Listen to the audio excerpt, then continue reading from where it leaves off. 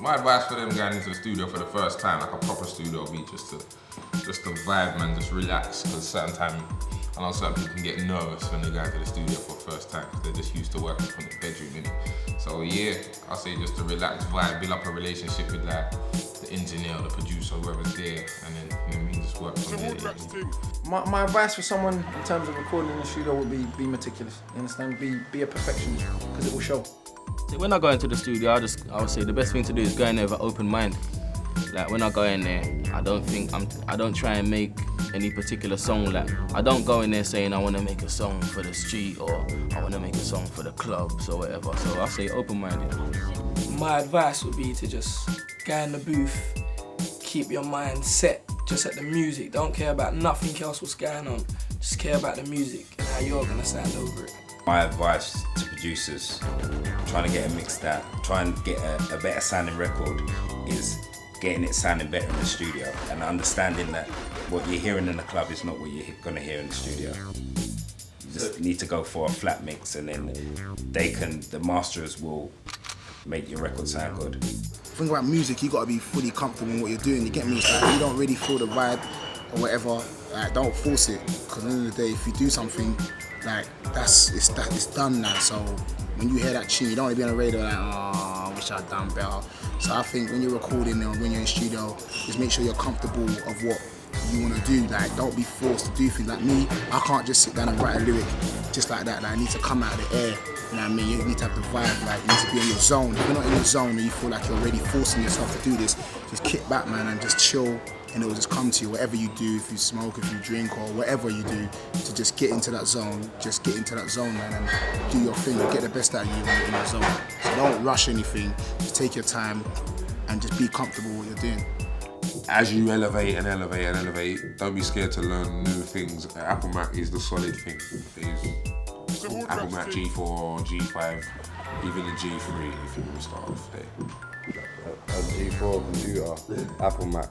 Don't have to be a laptop. I got a laptop, I use a G4 PowerBook, but any Apple Mac, because I don't know, PCs, I've never really used a PC, but I was just always taught, don't get a PC because they'll cause you problems, they'll slow down if you get too much plugins. A lot of producers use PCs. Yeah, but for me, if I had to be without one piece of equipment, what would kill me, it would have to be my computer. I'd have G4, that's all I need. Or G5, Mac. Just that, my plugins, sounds, bounce that down onto this burn, play that in the radio the same night. It's nothing long, vocal, everything. If I had to choose one piece of equipment, it would be a laptop, top of the range spec, because it'd be a virtual studio. I can have everything in one, my plugins, my modules, my samples, everything. So that would be my one piece of equipment if I had to choose, but that's not happening. If I had to choose one piece of equipment, it wouldn't be an actual piece of equipment. It would be my samples, really, because my samples are what makes me unique, what makes me totally different from anyone else. It's my samples, man. When you're recording vocals, treat it as a separate job. Don't take it as just the finishing touch of the tune. Recording vocals is another skill completely, I'd say. Like, if it's a singer you're recording vocals with, you need to make sure that every note is in tune. It's the most important thing, because when people hear notes that are out of tune that you may not necessarily hear yourself, people will cringe and think that your tune sounds rubbish. It will make the overall product sound rubbish. And when you're working with rappers and stuff like that, you have to make sure that their lyrics are clear. If their lyrics aren't clear, no one can't understand what they're saying, and then no one likes the tune. So that's what I'll say, just make sure that you get the finishing touches there. You know what, yeah? People tell you that stuff don't sound good, innit? When I made Guy first, people didn't think it sounded good, and people say certain stuff, but if you feel something and something's different, do it, because at the end of the day, no one's gonna sound like you, so just do your thing, innit, and see what it comes out like. Know your equipment, just go through it, push it to the limits, try and get the best out of it you can.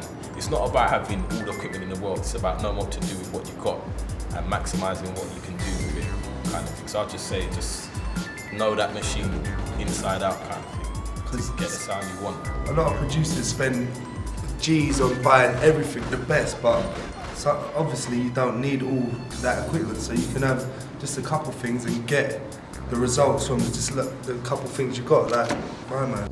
I think that people don't always pay enough attention to their mixdowns. I don't think that people know how important mixing down their tune is. Because if everyone took the time to learn how to mix down their tunes properly, or go to someone who does know how to mix down their tunes properly, the whole scene as a scene, the music would sound a lot more professional. It wouldn't sound bedroom. The software I run in my studio, like my main hub is Cubase S62. I want to get 3, but I don't think I'm going to step over to Apple 2. I use Intact and Battery for the drums, Intact for the samples. I use Sample Tank 2. I use everything. Like there's not really, but those are the main bases I use in Pro 52 more than 53. There's so much things I use, and Absync 3 as well. The list goes on. Like it's just pure plugins, like compressors, you name it, depending on what kind of tune I'm going for, depending what sound. The good thing about using Logic here, and the reason I only use Logic myself, is that you can do everything in it. So I can go from making my beat in Logic, to recording my vocals into Logic, to mixing down my tune in Logic, and then recording it off, and then I've got my tune and it's done. I've done the whole thing in that one program.